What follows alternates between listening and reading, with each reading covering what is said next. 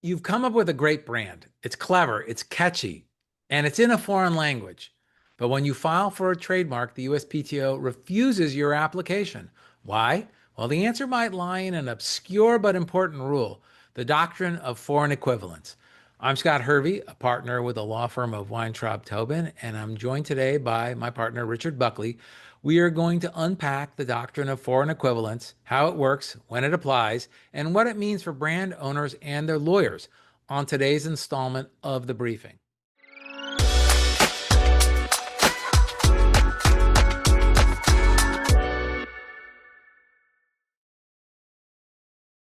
Richard, welcome back to the briefing. Great to be here, Scott. Great topic. Yeah, I was reminded of this when I was looking at a trademark search for a client, and it happened to be for a consumer brand, and their mark was in Italian. And I had to, in clearing the brand, I had to think, okay, what does that word mean? And I had to look for that English language word for similar products. So, all right, I'm jumping ahead of myself though. Let's start with the basics. The doctrine of foreign equivalence is a rule in U.S. trademark law used to analyze trademarks that contain foreign words. Under this doctrine, a foreign word used in a trademark may be translated into English to determine whether the mark is generic or merely descriptive, and whether it's confusingly similar to another registered or pending mark. The doctrine reflects the idea that the average American consumer familiar with the foreign language may translate the word when encountering the mark. It's not automatic. Translation only happens if it's likely that the consumer would recognize the term and translate it mentally into English. All right, so let's talk about how this comes up in practice. So during the trademark examination process, and that happens after an applicant has filed their trademark registration application with the Patent and Trademark Office, the USPTO examining attorneys are required to consider whether a foreign term should be translated under this document. The USPTO even has what's called a Trademark Manual of Examining Procedure, or the TMEP, which directs examiners to apply the doctrine when it is appropriate. Here's how they typically analyze it. First, language recognition. Is the word in a common modern foreign language that is spoken by a substantial portion of US consumers? Spanish, Italian, French, German, and Mandarin are the usual suspects. Latin, not so much. Okay. Not anymore. Translatability.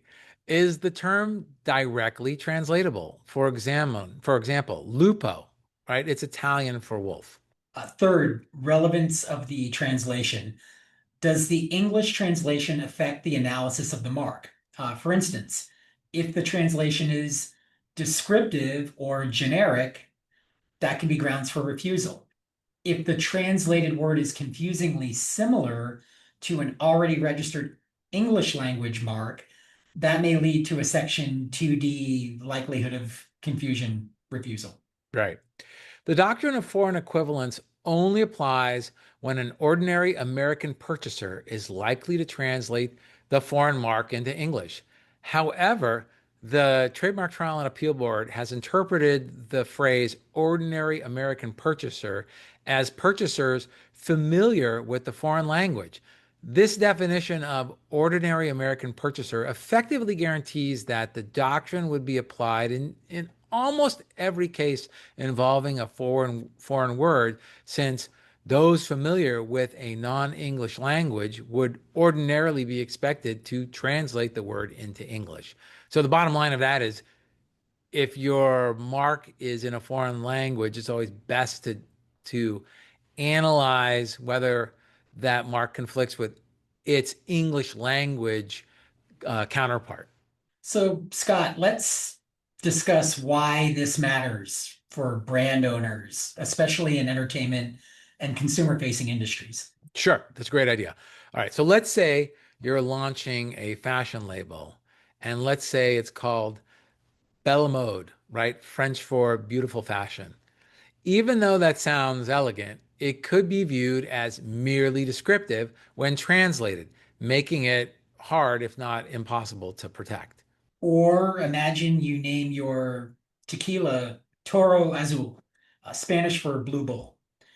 If there's already a brand called Blue Bull Spirits, you may be blocked, even if your mark is entirely in Spanish. So, for entrepreneurs, the key is to avoid assuming that using foreign words gives your brand instant uniqueness.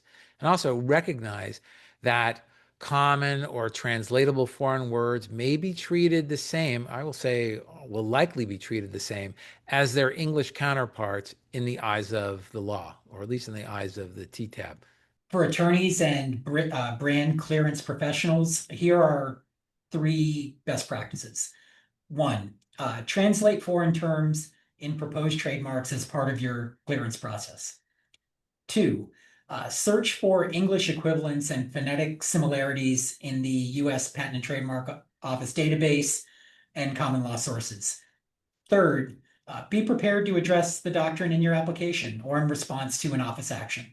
And if I may add, Richard, in the search, number two, the search part, most of the time you're going to hire a third-party search firm to do the searching for you. Make sure that they are also searching the English translation and not just a foreign word. And if they're not, call them up and tell them to rerun the search.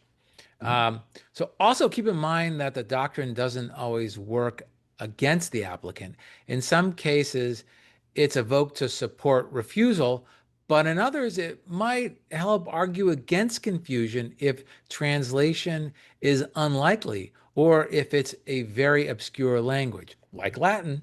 All right. So before we wrap this up, it's worth noting that, as I said, the doctrine doesn't apply in every case.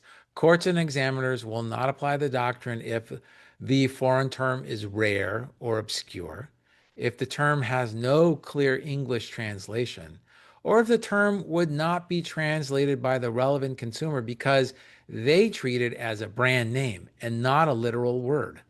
Also, the doctrine is more likely to apply when the language is widely spoken by a significant portion of US consumers. For example, Spanish language marks face closer scrutiny because of the large Spanish speaking population in the United States. The doctrine of foreign equivalence may sound like a niche rule, but it has major implications for brand strategy. If you're working with foreign language names, whether it's in the entertainment industry, fashion, food, beverages, or tech, understand this doctrine can help you avoid costly setbacks and strengthen your trademark rights from the start. Thanks again to my co host, Richard Buckley. Richard, always great to have your insights. You're welcome back anytime. Thank you, Scott. I look forward to the next refresher. Well, thank you to our listeners or viewers for joining us on the briefing today. If you found this episode helpful or interesting, please take a moment to subscribe, like, and share it with your friends and colleagues. We'd love to hear from you. If you have any suggestions, leave us a comment or review and let us know what topics you'd like us to cover in future episodes. I'm Scott Hervey. I'll see you next time on the briefing.